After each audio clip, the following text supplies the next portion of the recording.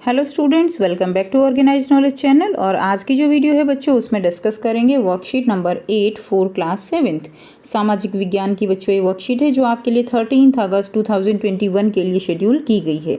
आज की जो वर्कशीट है बच्चों, उसमें हम पढ़ेंगे मानव निर्मित पर्यावरण के बारे में।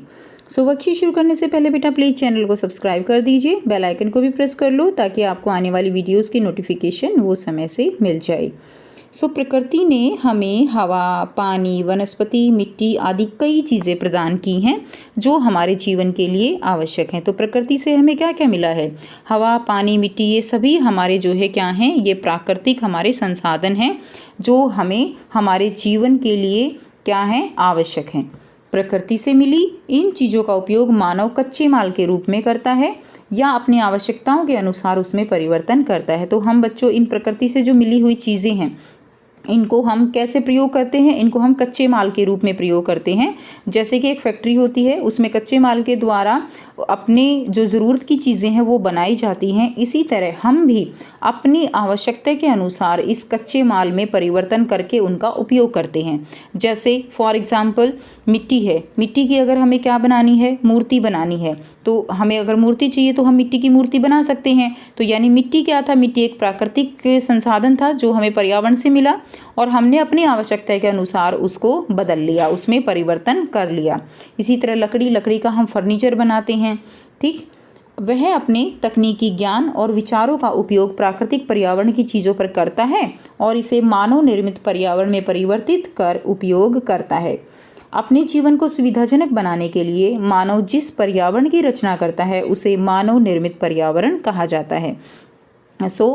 जो मानव अपने ज़रूरतों के अनुसार प्राकृतिक चीज़ों में परिवर्तन करता है उसके लिए क्या चाहिए? उसके लिए टेक्नोलॉजी चाहिए, है ना, तकनीक चाहिए, उसके लिए ज्ञान चाहिए, कौशल चाहिए। तो ये सब कुछ क्या है, मानव के पास है, जिसके कारण वो अपनी आवश्यकता के अनुसार प्राकृतिक चीज़ों में परिवर्तन करके उनका प्रयोग करता है। अपने जीवन को सुविधाजनक बनाने के लिए जो भी इस तरह का पर्यावरण रचित होता है उसे हम क्या कहते हैं? मानव निर्मित पर्यावरण, यानी मानव के द्वारा बनाया गया पर्यावरण उसे हम कहते हैं। अब हम कुछ उदाहरण से इसको समझेंगे। उदाहरण के लिए जो है पेड़ों से क्या बनाई जाती है? पेड़ों से फर्नीचर बनाया जाता है। पेड़ों की जो लकड़ी होती है उनका यूज़ करके हम क्या बनाते हैं? फर्नीचर।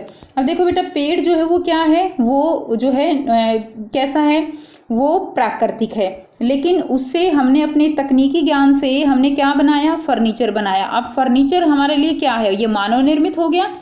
घर बनाने के लिए ईंटें मिट्टी से बनाई जाती हैं। अब मिट्टी जो है वो क्या है? वो प्राकृतिक है, लेकिन उससे घर बनाने के लिए जो ईंटें बनाई गई वो क्या हो गई? वो मानव निर्मित हो गई।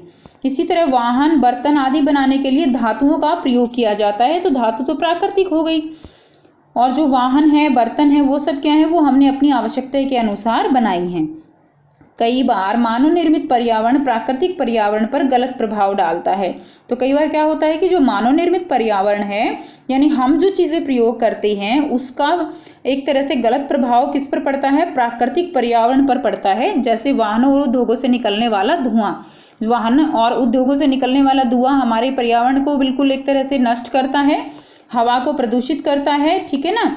प्राकृतिक एवं मानवीय पर्यावरण के बीच सही संतुलन होना आवश्यक है। यानी जो भी प्राकृतिक पर्यावरण है और जो हम पर्यावरण बना रहे हैं उसमें संतुलन होना आवश्यक है। अगर संतुलन नहीं होगा तो वो हमारे लिए बहुत ही ज़्यादा नुकसानदायक होगा।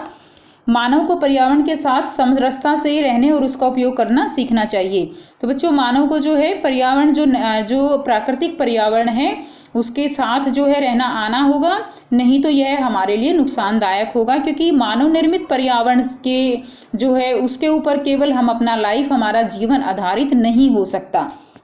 अब देखिए यहाँ पर कुछ एग्जाम्पल दिए गए हैं मानव निर्मित पर्यावरण के। जैसे मानव ने पुल बनाए हैं, सड़कें बनाई हैं, पार्क बनाए, स्मारक बनाए हैं, इमारतें हैं और उद्योग जो हैं, ये सब किसने बनाए हैं? ये मानव ने बनाए हैं अपनी जो ज़रूरतें हैं उनको पूरा करने के लिए, ठीक है। तो ये क्या होंगे? ये मानव निर्मित पर्यावरण है।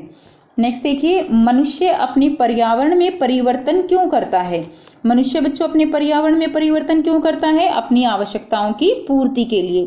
तो आइए बच्चे देखते हैं इसका आंसर कैसे लिखेंगे। मनुष्य अपने पर्यावरण में परिवर्तन इसलिए करता है ताकि वह अपनी आवश्यकताओं की पूर्ति कर सके और अपने जीवन को सुविधाजनक बना सके, इसलिए अपने अनुसार वह पर्यावरण में परिवर्तन करता है। ठीक है, तो ये आप इसका आंसर लिखेंगे। नेक्स्ट क्वेश्चन करेंगे। सेकंड, अपने आसपास से उन चीज़ों की सूची बनाइए जो हमारे पर्यावरण के लिए खतरा है। तो हमारे पर्यावरण के लिए जो जो चीज़ें खतरा हैं उनके लिए हमें एक सूची तैयार करनी है। तो आइए बेटा देखते हैं इसके लिए कैसे हम इसका आंसर लिखेंगे।